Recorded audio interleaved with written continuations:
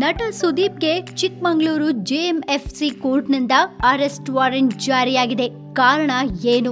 ಸುದೀಪ್ ನಿನ್ನೆ ಮಂಗಳವಾರ ಕೋರ್ಟ್ಗೆ ಹಾಜರಾಗದ ಹಿನ್ನೆಲೆಯಲ್ಲಿ ನ್ಯಾಯಾಲಯದಿಂದ ಅರೆಸ್ಟ್ ವಾರೆಂಟ್ ಜಾರಿಯಾಗಿದೆ.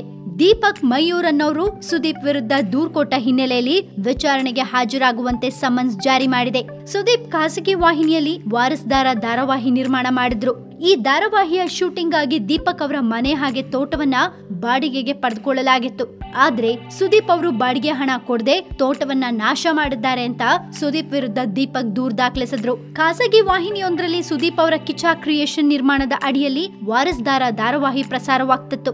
ಈಗ ಈ ಧಾರಾವಾಹಿ ಪ್ರಸಾರ ನಿಂತಿದೆ. ಇದರ ಶೂಟಿಂಗ್ ಆಗಿ ಚಿಕ್ಕಮಗಳೂರಿನ ದೀಪಕ್ ಮಯೂರ್ ಪಟೇಲ್ ಅವರ ಮನೆ ಮತ್ತೆ ಕಾಫಿ ತೋಟವನ್ನ ಬಾಡಿಗೆಗೆ ಪಡೆಯಲಾಗಿತ್ತು.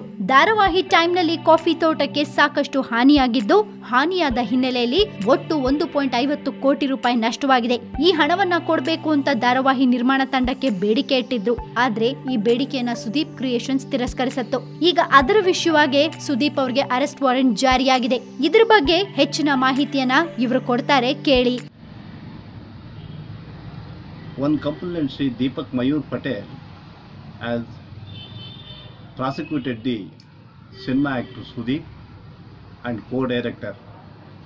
The Honorable Additional JMFC at Chikmagalur has registered a case against him, 420 of Indian Penal Code.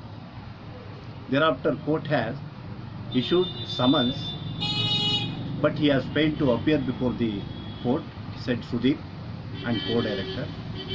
On behalf of the Sudeep and co-director, on yesterday, it is on 26th, they have filed a application for exemption for the day, but court is not yet satisfied the prayer made by the Sudeep and co-director on behalf of his counsel and rejected the said application, and court has issued non-bailable warrant and secured the Sudeep as well as co-director within 22nd May 2019. The police authority ಅಷ್ಟು ಒಳಗಡೆ ಆರೋಪಿ ಸುದೀಪ್ ಅವ್ರನ್ನ ಹಾಗೂ co-director ಅವ್ರನ್ನ ವಾರೆಂಟಿನ ಮೇಲೆ ನ್ಯಾಯಾಲಯದ ಮುಂದೆ ಹಾಜರುಪಡಿಸಬೇಕು ಅಂತ ಹೇಳಿ ನ್ಯಾಯಾಲಯ ಆದೇಶ ಮಾಡಿದೆ.